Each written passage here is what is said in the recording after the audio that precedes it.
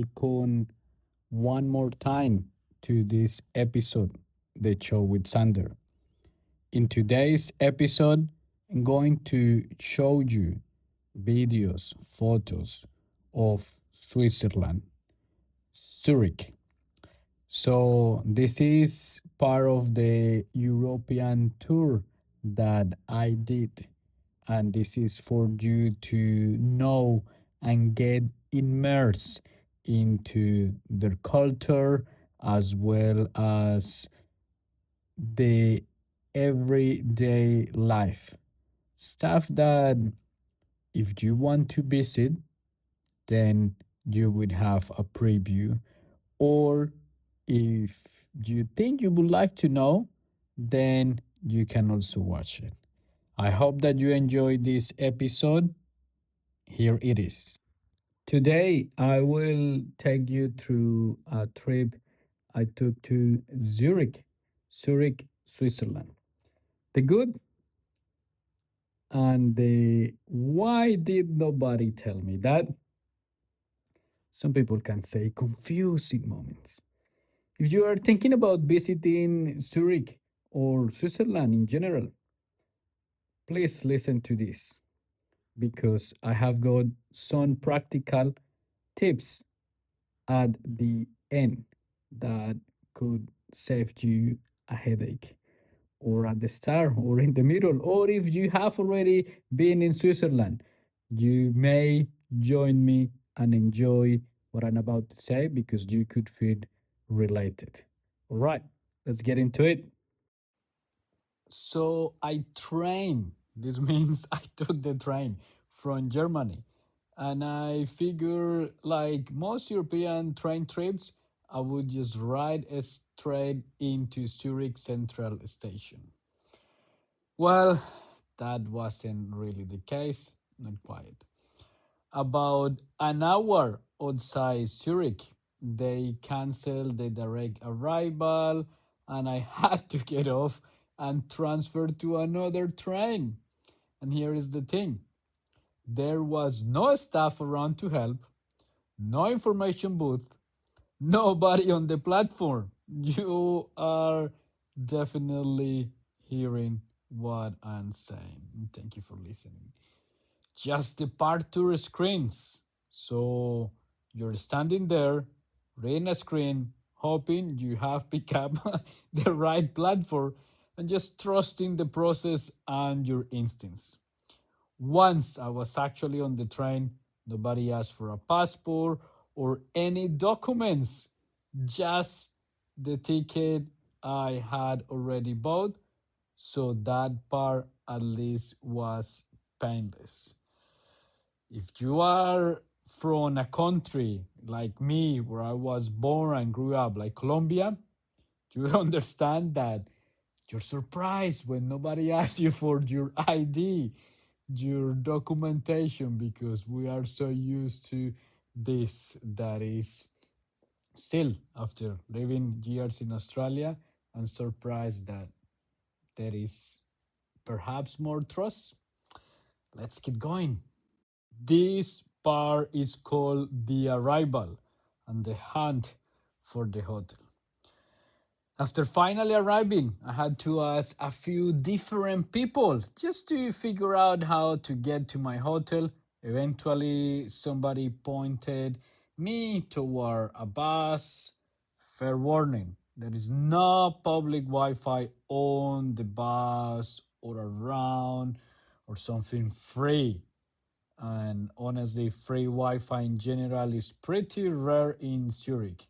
Unlike Germany, in Germany you find Wi-Fi everywhere and it's super fast, even the free Wi-Fi. So you really do need roaming, a local SIM card, or an international SIM sorted out before you land in Switzerland. Obviously, my GPS wasn't exactly giving me the confidence direction either. And the hotel staff, who weren't locals themselves, struggled to help me to navigate. In the end, I just had to figure it out by myself. One funny moment at the check-in, the guy at the desk marked my passport with a highlighter right on the laminated page. I panicked for a second, but it wiped it right off. Small thing, but worth mentioning. Look after your passport. Also, and I didn't realize this going in, my hotel happened to be in what's known something to like a red light district. Lots of bars, nightclubs, that kind of a scene. Not exactly what I expected. So if that's not your vibe, worth checking your hotel's neighborhood before you book it. This segment is called the food situation.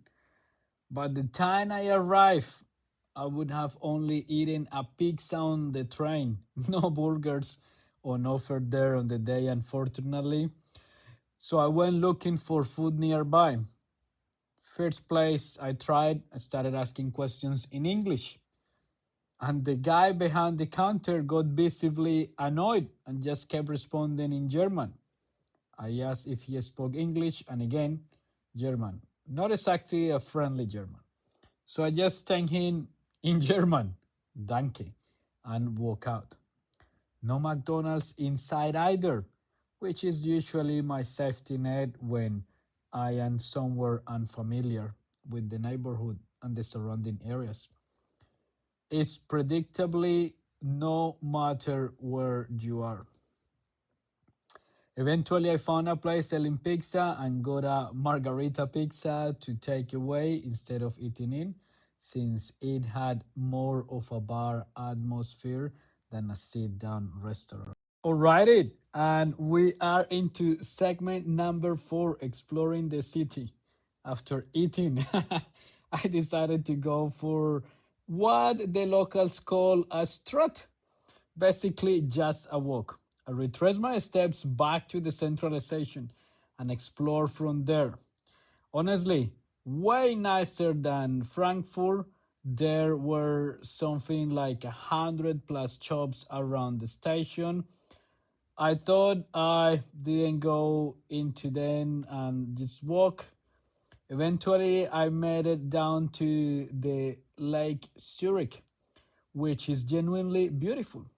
Looks more like a sea or a wide river than a typical lake.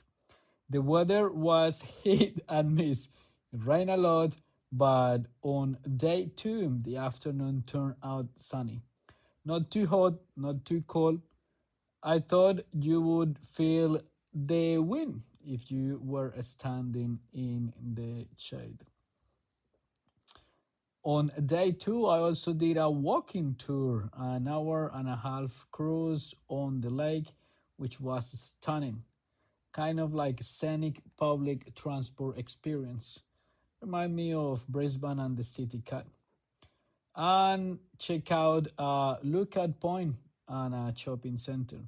The shopping center itself wasn't too different from what you would find elsewhere, but I did notice the supermarket sold more than just groceries, which was a nice surprise. I grabbed a few things, including a beef pie, although I couldn't track down any lactose free yogurt. That was my experience.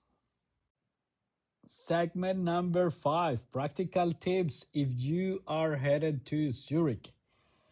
Right, here is what you would need, the stuff I wish somebody had told me before I arrive. Free Wi Fi is rare. Sort out roaming, a local SIM card, or an international SIM card before you get to Switzerland. Bring a Switzerland specific power adapter. It's different from the standard European Union plug. Public toilets often aren't free. Most of them, like in Europe, require payment, a keypad code, or like McDonald's, you just have to use a code to get in there. Cards work almost everywhere. Credit, debit, and phone payments were accepted pretty much everywhere I went. Segment number 6, Perhaps something to say about the customer service. One thing that stood out, and not in a good way, was how disconnected a lot of the customer service felt.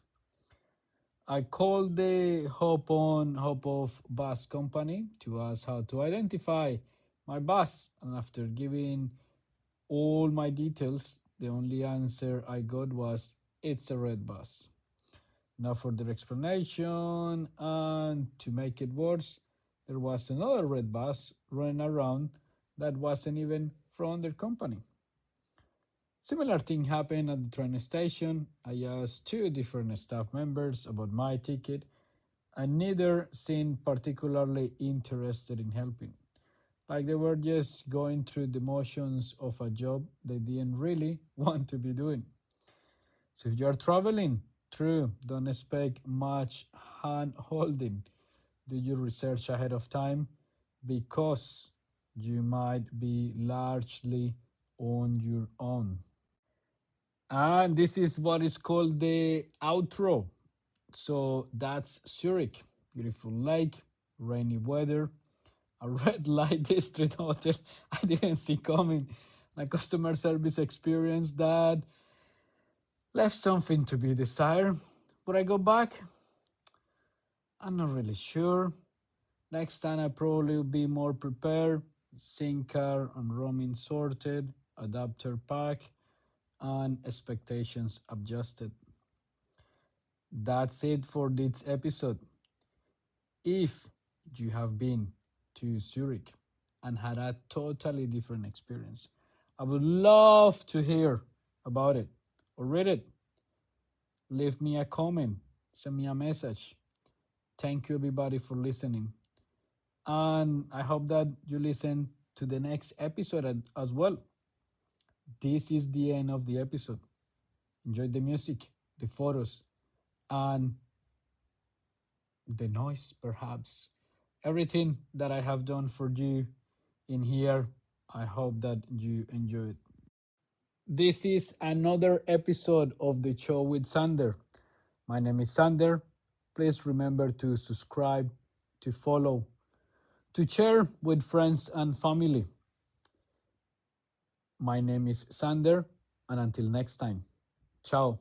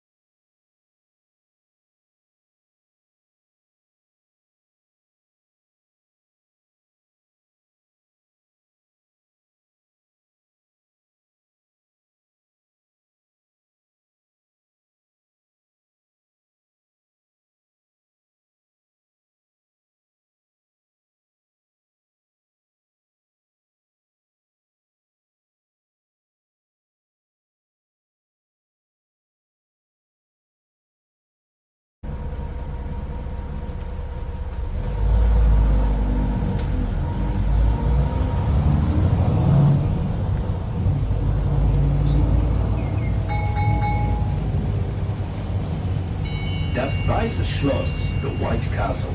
It has a beautiful white stone facade, which is a masterpiece of eclectic architecture.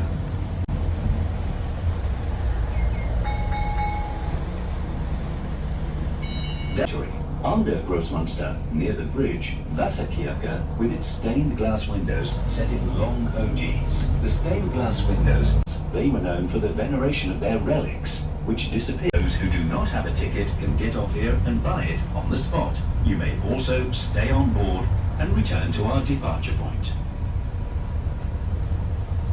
The name is reminiscent most of the district of Wiedekon in the west of the city because it's the ancestral home of the Keller Butchers, the creators of this sausage, which has become famous far beyond its borders.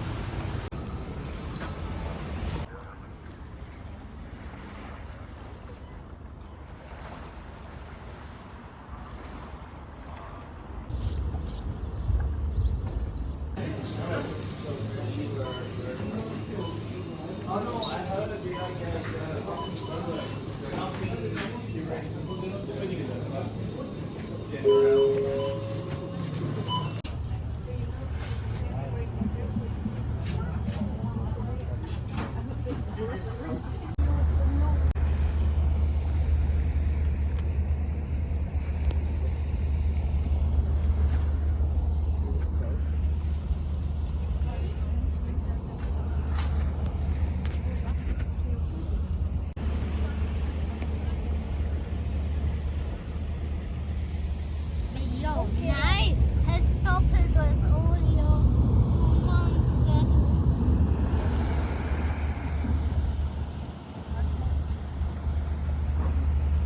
Junge, kan je op de stoppen op de school? Dat is het onagabel dag.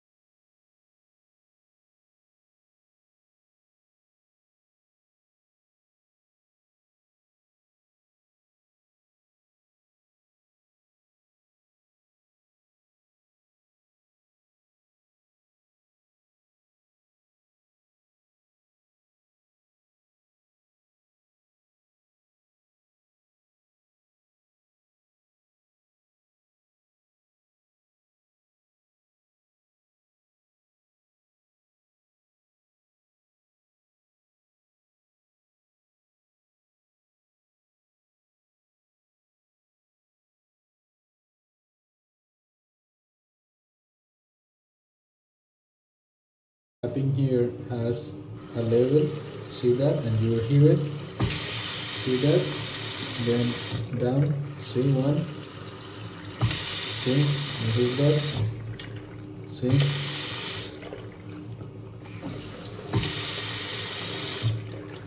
More, and then you can feel it like low and high.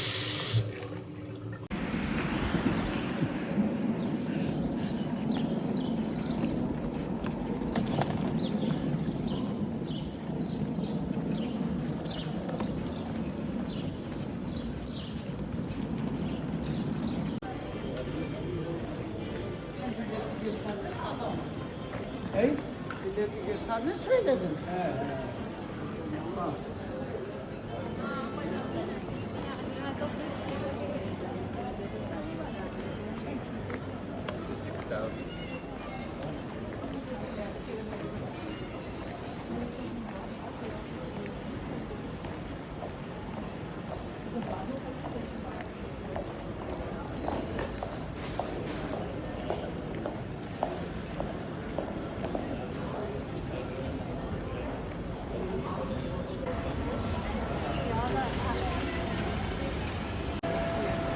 This parking road from the place.